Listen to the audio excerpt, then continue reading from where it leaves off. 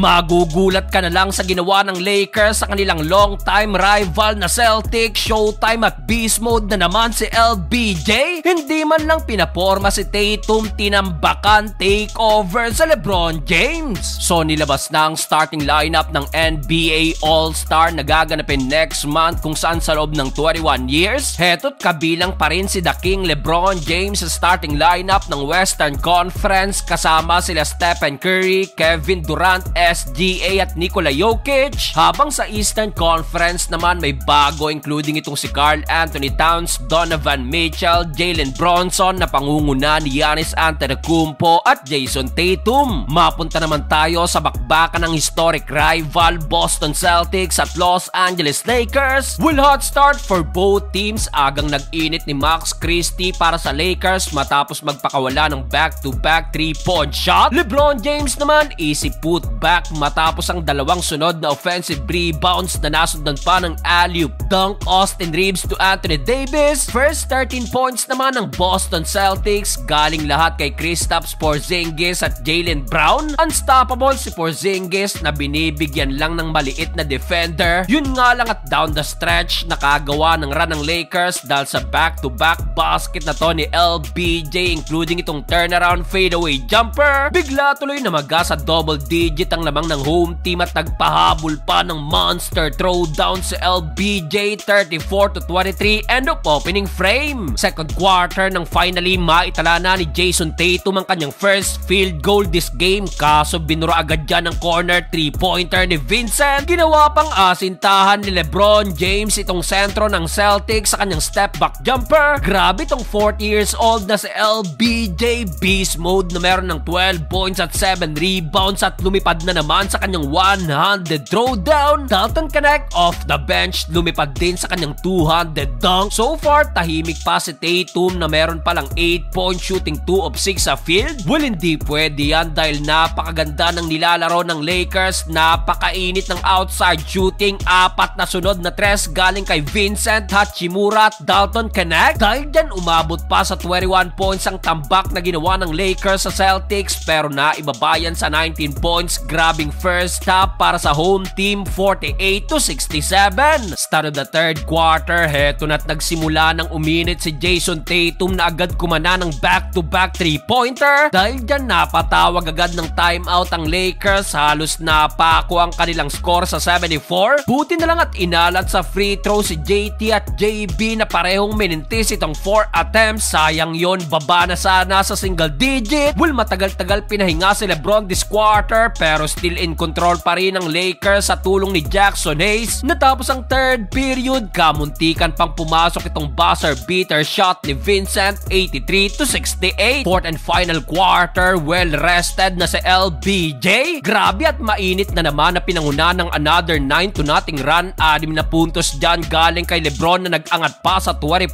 point lead ng Lakers. High level ang laro ng Lakers kontra Celtics at sa tres na to ni Vincent umabot na yan sa 25.70-95. Double-double na si LBJ. Binuli pa si Pritchard sa play na to. Kaya naman halos di pa nangangalahati ang huling quarter. Sumuko na ang Celtics at di na pinalaro pa ang kanilang starters at sa uli. What a game para sa Lakers. Panalo sa likod ng double-double 20-point game ni LBJ.